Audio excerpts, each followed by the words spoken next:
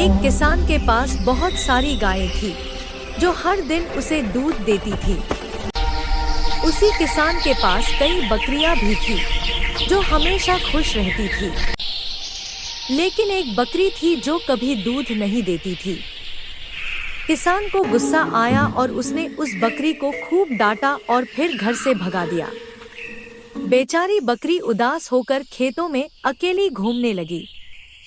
उसकी आंखों से आंसू बह रहे थे और वो सोच रही थी कि अब कहाँ जाएगी।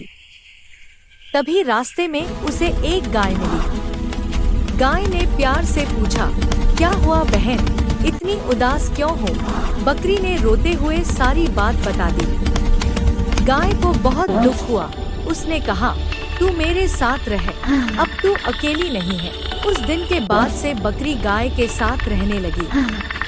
दोनों हर दिन साथ चलती, साथ खेलती और एक दूसरे का ख्याल रखती।